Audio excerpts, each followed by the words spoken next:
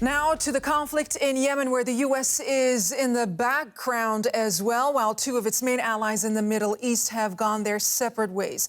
The U.S. is part of a Saudi Arabia-led coalition in Yemen that is fighting Houthi rebels who are, in turn, backed by Tehran, Iran. Well, the conflict has taken a devastating toll on the civilians in Yemen, and just last weekend, the de facto capital for the United Nations-backed government in Aden was all but taken over by separatists. The former capital, Sanaa, fell to Houthi rebels 5 years ago. The United Arab Emirates was a part of the Saudi coalition supporting the government, but has now backed out. And we should note that the separatists now in Aden were trained by the UAE. I hope you're still with me. I want to bring in now an expert on the region, Elizabeth Kendall. She is a senior research fellow at Pembroke College of the University of Oxford, and she joins us from Geneva. A very good evening, Professor. As you know better than anybody else, this is such an intricate story. Can you untangle it for us, tease it out for us, and bring it back to the basics so we can understand what is going on in Yemen? Well, essentially, we have three rival political groupings, each of whom wish now to rule Yemen. We have the internationally recognized government of President Hadi, and he himself is based in Riyadh. He has, however, got a temporary capital in Aden, which has, as you say, just been overrun by the second grouping, which is the Southern Transitional Council, and they want separatist southern state. And then, of course, we have the Houthis. They are in the actual capital of Yemen, Sanaa. So we've got three different capitals with three different parliaments and backed by three different international powers, Iran, UAE and Saudi. So it is a bit of a mess. To say the least. I mean, and as if this conflict wasn't complicated enough, there now has been infighting among anti-Houthi forces. That's right. The forces backed by the United Arab Emirates over the weekend took over the southern capital, Aden.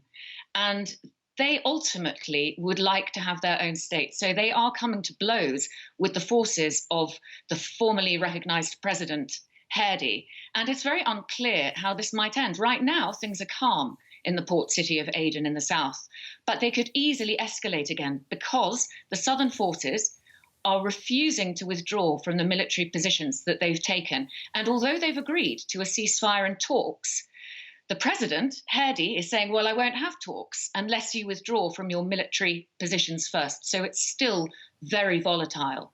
But that said, Layla, I should say that at the leadership level, at the level of the UAE leader, Mohammed bin Zayed, and the Saudi leader, King Salman, and the Crown Prince, Mohammed bin Salman, they're very unlikely to fall out publicly. They're going to paper over these cracks and put a good cosmetic face on it. This is such a nice segue. This is such a nice segue because I really want us to focus on that and take our conversation to that Saudi-UAE alliance, because Abu Dhabi's Crown Prince was in Saudi this week to calm tensions, and the optics were, you know, there's no trouble here. We want all the warring parties to come to the negotiating table. But what is the likelihood of the warring tables putting down their arms and engaging in a political process? And were you convinced by the UAE's leader trying to smooth over the differences that have arisen with Saudi? Well, that's a very potent question. In fact, the statement that came out of their meeting in Mecca on Monday was very general. It talked about brotherly love and mutual interest and shared goals, but it didn't go into any of the detail about the future shape of Yemen and what both of their end goals are inside that country. And although it's very unlikely that the leaders themselves will fall out, indeed they haven't fallen out, they don't have control over their forces on the ground. We've already seen that because they've already come to blows once in 2018, twice in 2017, and now much more seriously in Aden. So I think that horse has bolted. What will be interesting will be to see what happens next, because if Saudi Arabia, who backs the Hadi government, decides to use force to oust the Southerners from their military positions, then I think we will have another war inside a war. How much is this all due to the fact that the Trump administration is still exercising this maximum pressure campaign on Iran? Has that inevitably pushed the UAE to withdraw from Yemen and turn its attention towards managing those tensions with Iran that have arisen now?